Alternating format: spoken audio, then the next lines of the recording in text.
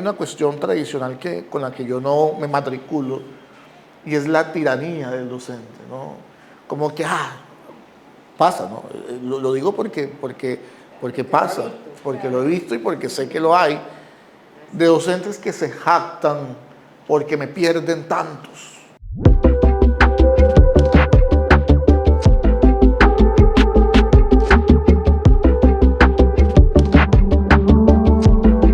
Hola, hola, ¿cómo están? Bienvenidos a un nuevo episodio de Conversaciones Poderosas. Mi nombre es Lina Méndez. Y el mío, Julio Orlando. Bienvenidos a todos por estar aquí el día de hoy, escuchándonos un día más. Bueno, hoy tenemos un tema que nos encanta y es acerca de la educación. Y este tema se llama ¿Cómo humanizar la educación? Y por eso hemos invitado a un profesor, su nombre es Bismar Andrés Escobar, es filósofo y teólogo, escritor de varios libros de filosofía, estudió francés en Canadá y docente de una institución muy prestigiosa aquí en la ciudad de Montería. Bienvenido, profesor. Muchas gracias a ustedes por la invitación, por este espacio en el que muy seguramente vamos a construir conocimiento juntos. Gracias. Bueno, entendemos que humanizar la educación implica colocar al ser humano en el centro de todo el proceso educativo, reconociendo y valorando su individualidad, sus sentimientos, sus pensamientos, sus emociones y todo su contexto, ¿cierto? Sí, entendemos que humanizar lleva a los profesores, más que todo a los docentes, a llevar a los estudiantes a un enfoque más personal, más integral en ellos mismos. Queremos preguntarle, profesor Bismar, ¿por qué cree que es importante hablar de la humanización en el ámbito educativo hoy en día? Es una pregunta muy interesante y es precisamente una de las cosas que en educación hemos olvidado, y es saber que estamos formando seres humanos. Y para formar seres humanos debemos humanizar la educación. Saber de que ese estudiante que tengo enfrente en un aula de clase no solo está ávido de recibir teorías, conocimientos, sino que también está en un proceso de construcción de su ser integral. Lo que decías, ¿no? De sus emociones, de su manera de percibir la vida.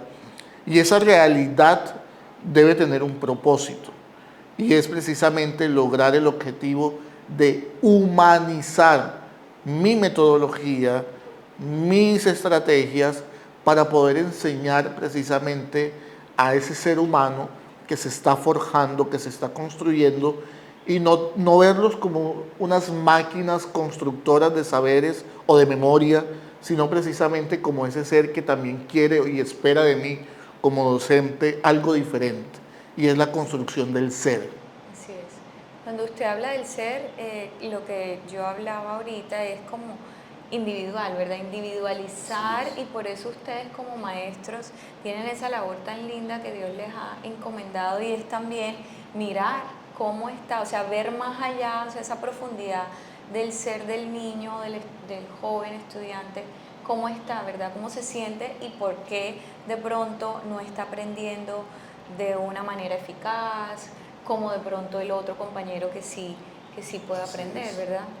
Hay algo que es muy interesante, y es precisamente que masificamos la educación y creemos que todos los niños o niñas aprenden igual, y no. Y hay una realidad, es un cúmulo, un mar diverso de maneras de percibir la vida que está de frente tuyo como docente. ¿Cómo le llego? ¿Sí? ¿De qué manera le impacto? ¿De qué manera hago que él construya o se interese o por lo menos empatice conmigo? Así sea que no le guste las matemáticas, así sea que no le guste la filosofía, pero él está ahí porque por lo menos empatiza conmigo, y ese empatizar lo lleva precisamente a asumir con responsabilidad y con educación el saber. Y es porque creemos que todos aprenden igual, y no todos aprenden igual, no todos reciben el conocimiento de la misma manera, sino que hay mundos individuales, hay una emoción ahí enfrascada, encerrada, que yo debo descubrir. ¿sí? Esa parte es súper importante, descubrir. Y es eso quizás lo que muchos de nosotros en educación cometemos el error de creer de que ese estudiante que está ahí con el simple hecho de que me responda bien a un examen, a una cosa que yo le pida, ya estoy bien. No. Cuando se cierran las aulas hay otra realidad de la cual yo no estoy ajeno, ¿no? Porque también como docente no solo firmo una cláusula, un contrato con una institución que me pagan por enseñarle, sino que también está esa otra parte de la que nadie habla y de la que nadie quiere comprometerse, y es mi vocación como docente. Tu profesión como docente te lleva a enseñarle, pero mi vocación como docente me lleva, cuando se cierran las aulas, saber también e interpretar de que hay una vida que necesita ser acompañada. Así es. Me encantan esas dos palabras que acabo, el acompañamiento y el descubrimiento de los estudiantes. ¿Qué nos puede decir de pronto esa diferencia que hay entre la educación tradicional y la educación humanizada? Ok. La educación tradicional es fácil de entenderla. Es la educación que se interesa solo por los resultados. ¿Sí? Tengo, no sé, un grupo de estudiantes, mi resultado es que estos aprendan esta competencia, esta habilidad, y yo esos resultados los voy a analizar a través de unas pruebas y demás estrategias. ¿Sí? Esa es la educación tradicional. Me interesa que estén los estudiantes en este ranking de tanto a tanto o desempeño, que es como el lenguaje pedagógico, alto, superior, bajo, bueno, y demás. Pero también está la educación humanizadora, que es la educación que parte desde el afecto, lo que les decía anteriormente. Es la educación que no solo se interesa por el estudiante que se sienta, sino es la educación que también quiere llegar a casa y saber que muchos de esos estudiantes esperan de nosotros un acompañamiento. Es como el rol del docente es el rol del pastor, ¿sí? Que guía, ¿sí? Que guía, pero porque guía y ama y acompaña. Pero hay una cuestión tradicional con la que yo no me matriculo, y es la tiranía del docente, ¿no? Como que, pasa, ¿no? Lo digo porque pasa, porque lo he visto y porque sé que lo hay, de docentes que se jactan porque me pierden tantos, ¿sí? En mi clase solo me pasan 5. Hombre, si tú te sientes orgulloso de eso es porque realmente hay algo también dentro de ti que no tienes más que ofrecer sino solo teorías, ¿sí? Eso es triste. Sí. Y hay muchos docentes así, muchos colegas docentes que tienen esa perspectiva de que soy tirano y eso me hace gran docente. No. Y el estudiante que quiere ser escuchado, y el estudiante que quiere ser acompañado, y el estudiante que quiere que tú le tiendas la mano, o que no tiene en su casa nadie que sí, eso estaba pensando yo, que de pronto en el colegio, de pronto ese profesor que es humanizado, ¿verdad? Y que se interesa en el ser, de pronto es la única persona que puede ser como esa persona que ese estudiante necesita tener en su vida para que lo escuchen. Y es que uno se pone a pensar, ¿cuánto tiempo están sus hijos delante de un docente? ¿Cierto? La mayoría del tiempo. Yo creo que quizás más tiempo que ustedes, sí. Pues cuando ya llegan, de pronto ustedes llegan del trabajo, el espacio que comparten en familia es muy corto en comparación con el espacio de la mañana, casi y poquito de la tarde que ellos están en el colegio. Entonces, mira que nosotros tenemos el tiempo privilegiado de no solo enseñar, sino también de construir. Totalmente. Hay un ejemplo que es muy diciente, y es un ejemplo que se me quedó mucho cuando yo estaba estudiando filosofía, la de la fragua. No sé si ustedes de pronto han escuchado esa metáfora, cuando yo quiero darle forma al hierro incandescente, duro, lo someto a ese proceso de fraguarlo. o de forjarlo, darle forma. Pero para que eso pase, tiene que pasar por el fuego incandescente para que se ablande. Entonces es con golpecitos en que se le comienza a dar forma. Sí. Eso pasa mucho, perdón, en la pedagogía, que de pronto hay rebeldías y no sabemos. Y creo que algunos... Y a ciertas edades también difíciles, totalmente. porque es que bachillerato, donde ya está la preadolescencia, están los Exacto. adolescentes, donde son niños que están construyendo y donde hay muchas confusiones, donde ellos están expuestos a muchísimas. Totalmente. Y es donde está la oportunidad yo de forjar, no solo de formar, que es diferente. Formar es, listo, ustedes vienen a aprender filosofía. Le enseño filosofía y ya. Me voy. Así es. Pero forjar es eso, que con el carácter, que con el cruce de realidades, de experiencias, voy construyendo seres humanos, ¿sí? Emocionales, con realidades, con percepciones diferentes, con una realidad diferente a la mía, pero lo voy construyendo, le voy dando forma. Y es precisamente eso lo que queremos apuntar dentro de la docencia humanizadora. Así es, así es. No sabemos que como profesor usted ha tenido muchas experiencias, me imagino. Queremos que Claro. nos cuente una experiencia que haya tenido que nos pueda ilustrar el impacto que tiene la educación humanizada en los jóvenes. Muy bien. Hace unos años yo era el coordinador de pastoral de un movimiento de educación popular aquí en Colombia. Yo creo que sí se puede decir el nombre. Se llama Fe y Alegría. Fe y Alegría es un movimiento de educación que hace parte de una misión evangelizadora de los famosos padres jesuitas o Compañía de Jesús. Y Fe y Alegría se encarga de administrar los colegios en lugares donde nadie quiere ir. De hecho, hay un precepto de Fe y Alegría muy bonito que es: Fe y Alegría comienza donde termina el asfalto.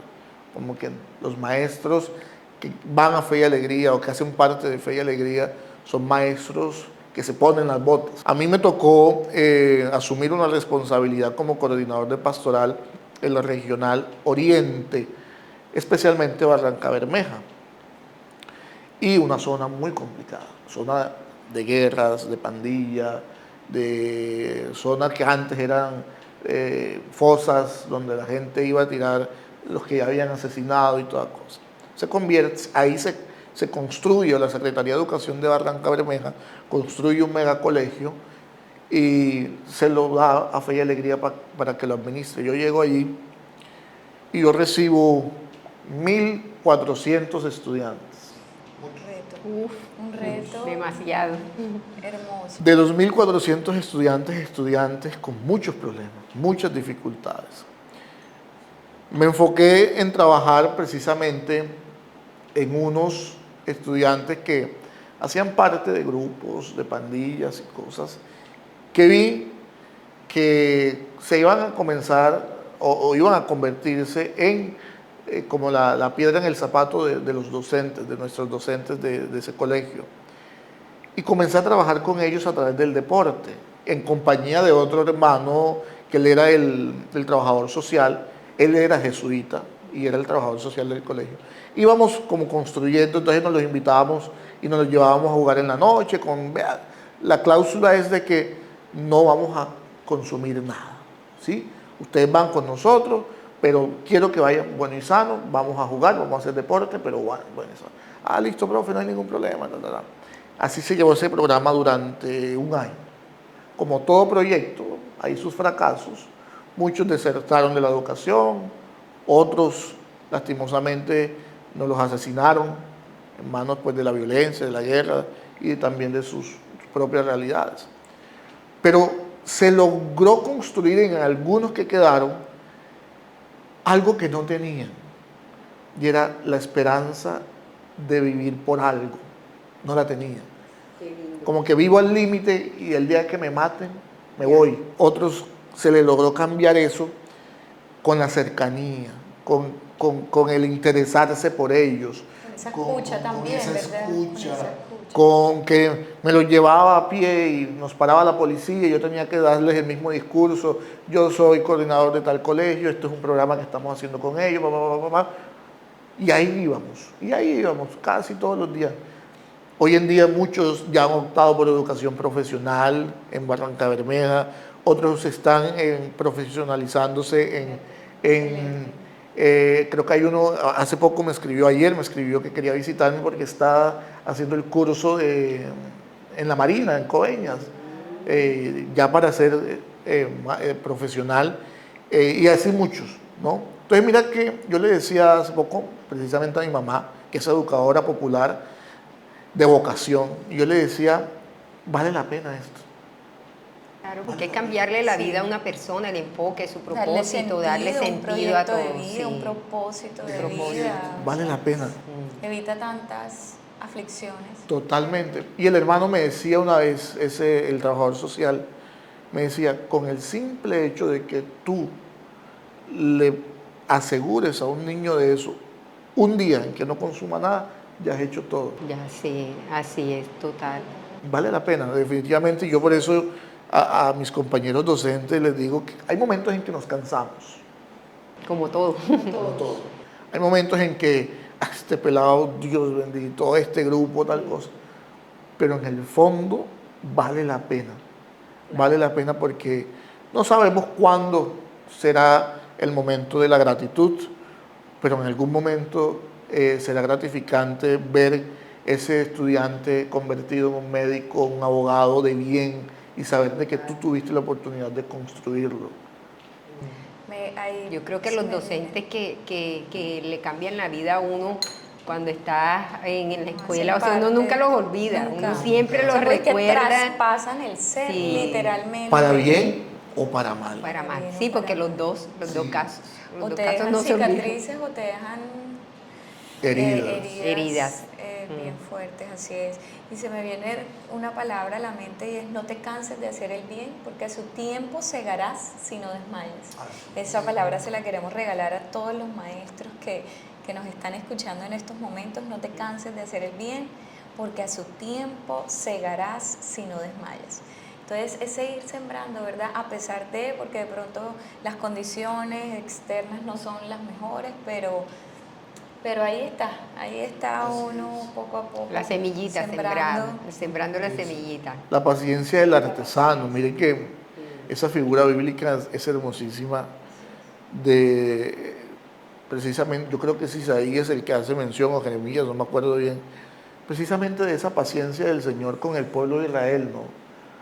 Y utiliza mucho esa metáfora del artesano, del alfarero, que está en la alfarería y le dice Está precisamente, moldeando, y se eso. le estropea. Y él vuelve al mar. Y el Señor dice, ¿acaso no puedo hacer contigo eso, pueblo de Israel? ¿Sí? Como el barro en manos del alfarero. Esa misma es la lógica de la docencia. Sí. ¿Sí? Hay momentos en que recibirás ni el buenos días, pero sigue construyendo. No, y Yo preguntar digo que por qué de también- pronto no dio los es que buenos también días, ¿qué ponerse le en los pasó? zapatos, Exacto. uno no No se sabe lo dieron a él, exactamente. a Exacto, ella, o exacto, qué pasó. O que vivió en la casa, que llegó así a la escuela, al aula. Totalmente. Entonces uno también tiene que como que estudiar esa parte de ellos y ponerse aún en los zapatos de los niños y de los jóvenes, porque no sabemos qué están viviendo en sus Es muy casas cierto. y Es cómo muy cierto. llegan a sus casas, al aula de clase. Profesor, hay diferentes prácticas que se implementan en las aulas de clase. ¿Cuáles cree usted que pueden implementar los docentes en este tiempo para humanizar la educación? Hay una que personalmente a mí me ha servido mucho. Y es saber que, lo que les decía al inicio, no solo enseñas saberes, también construyes vidas. Y para construir vida debes empatizar. La empatía debe ser la clave en toda metodología. ¿Sí? Si no hay empatía, si solo enseñas por enseñar, es cuando viene eso. Los estudiantes solo van a tu clase por cumplirte y tú les das las clases por cumplir.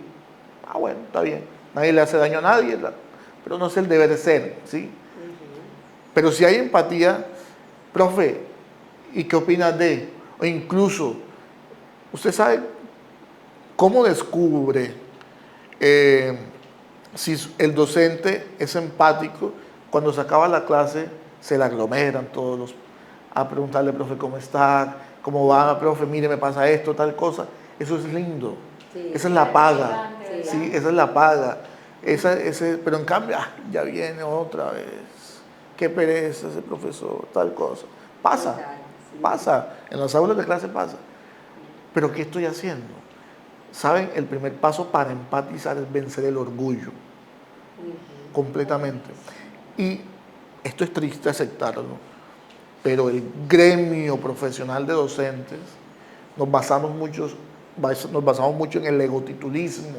Es que yo soy el maestro, yo soy tal cosa, ¿no?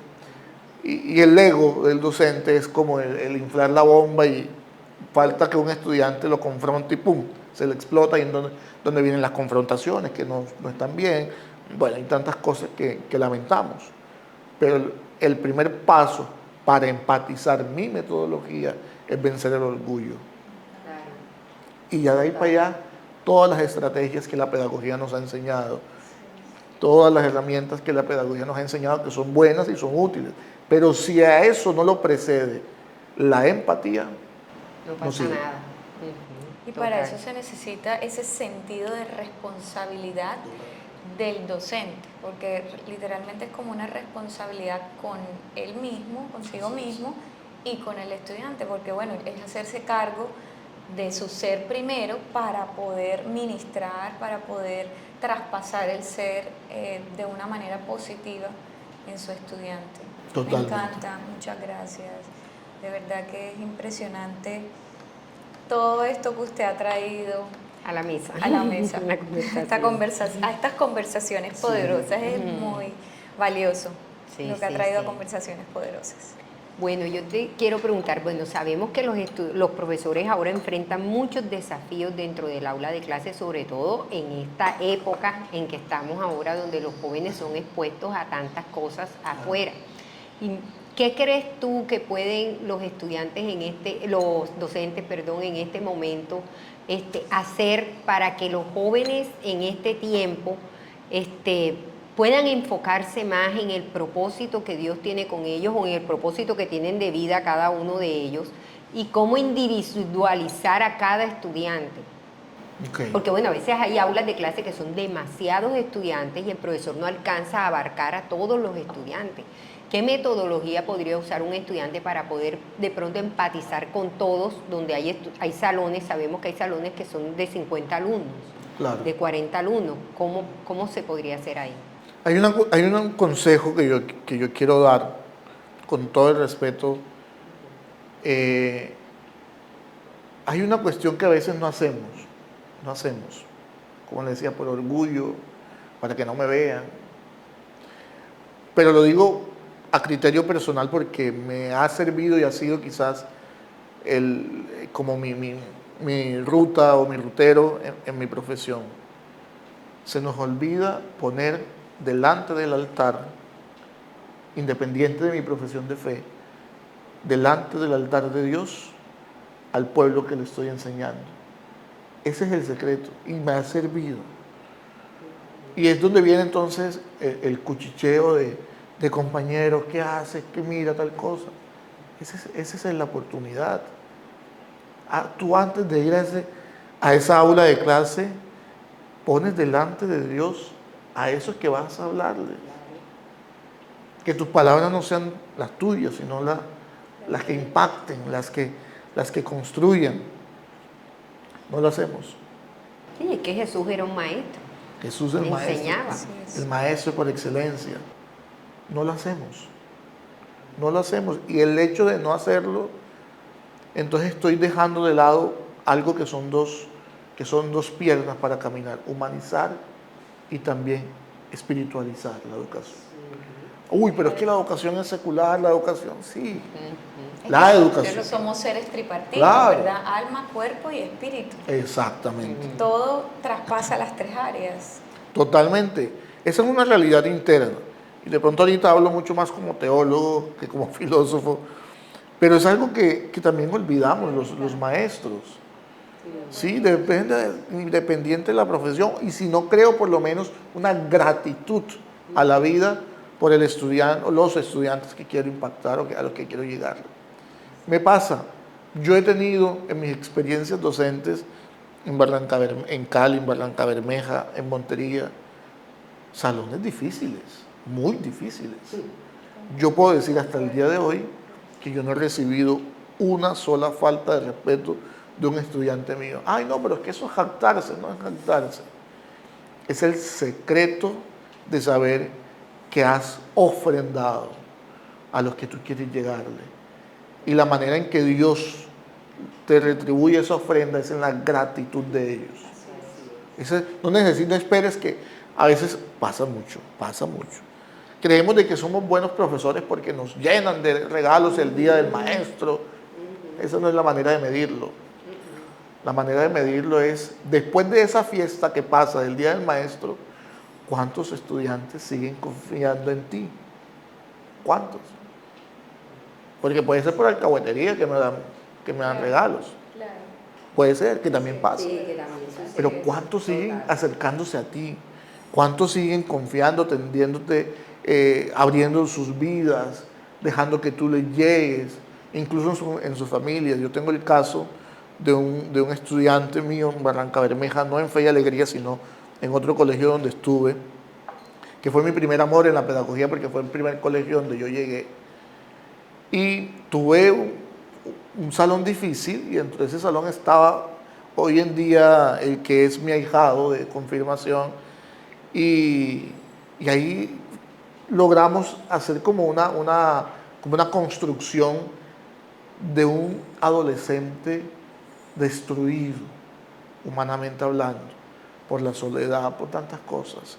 Y hoy en día es un adolescente deseoso de Dios, pero una transformación impresionante, que llevó primero a unos bajones emocionales impresionantes, pero que ese tocar fondo lo llevó precisamente a tocar la puerta del docente, en ese caso pues tenía más confianza conmigo, y logramos hacer esa misión, y ya después también se sienta la familia, entonces se logra impactar a la familia, y saber de que se construyó esa domus ecclesiae, que es como una expresión teológica de la iglesia en familia, ¿no? Ay, me Y ahí encanta. se fue.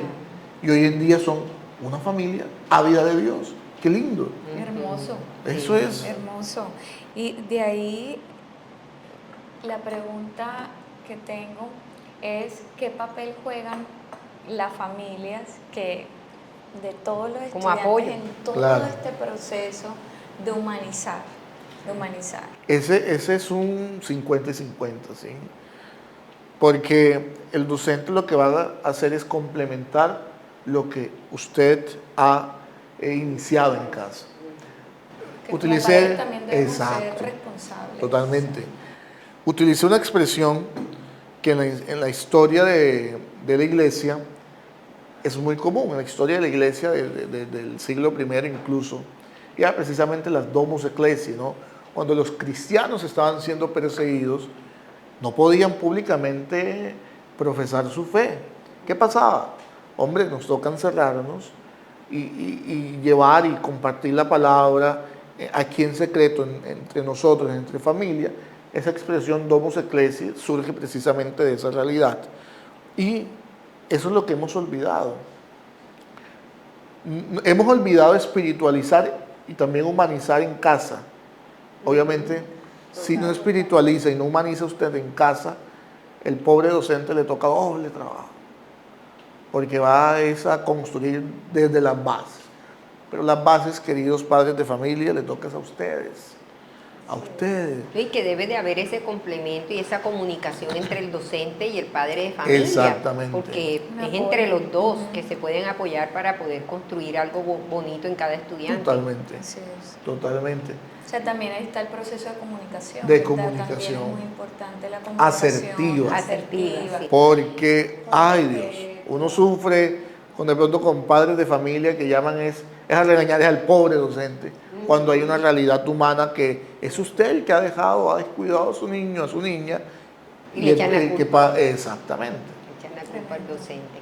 Bueno, pero ahora en este momento que estamos en esta era digital, donde los jóvenes ahora todo es celular, iPad, Totalmente. ¿cómo podemos, qué herramientas cree usted que hay ahora para poder ayudar al estudiante a humanizar la educación?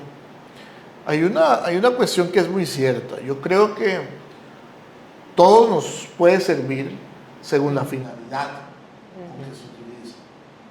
Yo soy muy amigo de la tecnología, demasiado, porque te facilita mucho la interacción metodológica, pedagógica y tal. Pero para eso hay que formar un criterio maduro en el estudiante. Total. ¿Sí? Carácter. Porque puede ser que hay colegios que no permiten la utilización de un dispositivo móvil, hay otros que sí. Bueno, eso es un juego de políticas propias internas. Pero he estado en colegios donde les permiten utilizarlo, pero ha sido un trabajo arduo formar el carácter y la madurez en el estudiante del uso y la responsabilidad de los dispositivos en cualquier dimensión. Y lleva un objetivo claro de pedagogía de construir un saber. Sirve, puede ser en computador, puede ser tal cosa. Incluso hoy en día directamente ya tenemos ya las clases, ya los tableros de tiza pasaron sí, ahora todo ya todo es proyección con video y tal cosa, o con televisor y tal.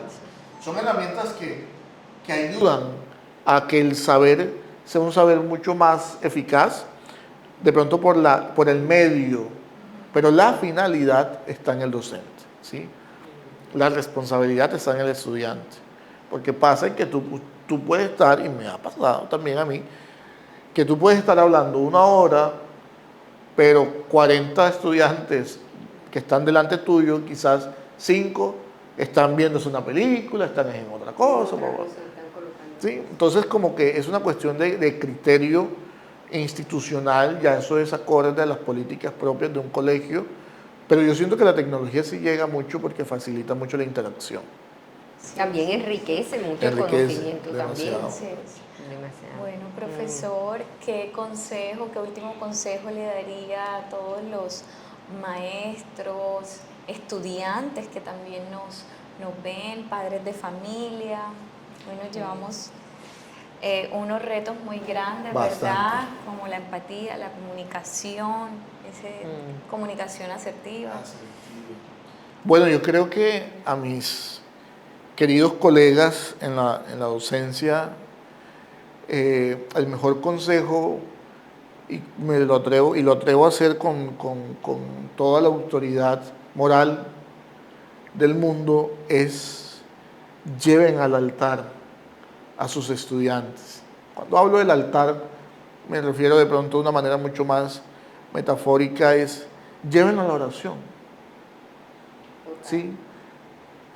Llévenlo a la oración en manera de gratitud, en manera de acercarlos, de construirlos, de hacer con ellos precisamente una ofrenda de amor, ¿sí? De un amor que solo viene de Dios. Hay momentos en que nos queremos convertir tiranos, pero no forma. De forma. Las realidades hoy en día son diferentes. Las generaciones hoy en día son diferentes. Cambian. Entonces la gente vive con una melancolía del pasado impresionante. Es que en mi época a mí me pegaban no sé cuántos reglazos y ya aprendí muy bien. De la oreja. Su sistema emocional o su estructura emocional en esa época era diferente a lo que soy. Hoy en día somos una realidad o somos una generación mucho más sensible. Y con esa sensibilidad hay que tener mucho cuidado. Entonces por eso, primero que sea Dios el que reciba de ustedes la gratitud de ofrendar a esos niños que se les han confiado. Usted no los ha pedido, Dios se los ha confiado. Porque si fuera por pedir, nos quedaríamos con los mejores. Y segundo, no nos olvidemos que cualquier palabra bien dicha o mal dicha puede llegar a impactar por generaciones en un estudiante. Destruye o construye. A las familias que no se olviden, por favor, de sentar las bases principalmente las bases del Evangelio en los corazones de sus hijos. Y ya segundo, los valores humanos que necesitamos tanto y que hemos olvidado. Los niños con principios, las niñas con principios, para que podamos hacer de esto un trabajo gozoso de 50 y 50, como les decía, de nosotros en la institución y de ustedes en el hogar. Y a los niños que se disfruten sus etapas de colegio, para que después su adolescencia, que lo hagan con toda la responsabilidad y madurez posible, pero disfrutando y viviendo con alegría lo que significa precisamente ser joven. Hombre, no nos afanemos por quemar rápidamente etapas para después estar lamentándonos de la vida de adulto y de tal cosa. Vivamos cada una, pero con alegría. Pero la alegría que solo viene de Dios, ¿sí? Y ya después con todas las responsabilidades que el mundo y la vida nos puede llegar a ofrecer, que no nos quite esa felicidad. Total, hay un versículo en la palabra que ahora que estaba hablando el Señor me lo traía y es: instruye al niño en su camino y cuando fuere grande no se apartará de él. Y yo creo que esto encierra también a los maestros y a los padres, para todos, porque estamos construyendo una generación nueva y queremos que esa generación sea diferente y que sea poderosa también. Entonces creo que... Y ahí dice el niño. O sea, no es el adulto, es el niño, y lo dice la palabra de Dios muy claramente: instruye al niño. Y por eso nuestros niños deben ser instruidos desde que están en el vientre de su mamá, porque desde ahí son ministrados. Entonces, bueno, vamos a terminar orando. Así es. Bueno, vamos a orar. Bueno, Dios Padre, te damos gracias hoy en el nombre de tu Hijo Jesús, Señor, por este tiempo, Padre, en que tú permites, Señor, que podamos aprender, Señor, y conocer, Padre, todo este mundo, Señor, de la educación, Señor, en la cual, Padre, como padres y como educadores, Señor, tú nos instruyes para que podamos ser esos maestros como lo fue Jesús, Señor. Danos sabiduría, Señor, entendimiento, no solamente a nosotros, sino a toda la audiencia, Señor, de maestros y padres, Señor, que en este día nos están escuchando. Que ellos también, Señor, Padre amado, puedan implementar, Señor, esta empatía, Señor, esta comunicación con sus hijos, con sus alumnos, Señor. Padre, y podamos, Señor, construir una generación nueva, una generación, Padre, que te ame primero a ti, Señor, pero que también, Señor, sea una generación que construya propósitos, Señor, y propósitos eternos. Hoy te damos gracias, Señor, por la vida del docente y profesor Bismarck, Señor. Gracias por que él aceptó esta invitación, Señor, y por todo su aporte, Señor, en este día. Te damos gracias, te alabamos y te bendecimos en el nombre de tu Hijo Jesús. Amén. Amén. Bueno, muchas gracias a todos los oyentes por llegar hasta aquí, hasta el día de hoy. Gracias, los invitamos a que lo repitan cuantas veces sean necesarios, porque esto que nos ha traído el profesor Bismarck es muy valioso y hay que analizarlo muchísimo más, meditarlo, hay que meditar. Entonces los invitamos a que se conecten con nosotros, a que si les gustó todo este contenido que estamos preparando con mucho amor para ustedes, nos los hagan saber. Nos vemos en un próximo episodio aquí en Conversaciones Poderosas. Y no olvides, supera, avanza y conecta con tu propósito. Chao, chao.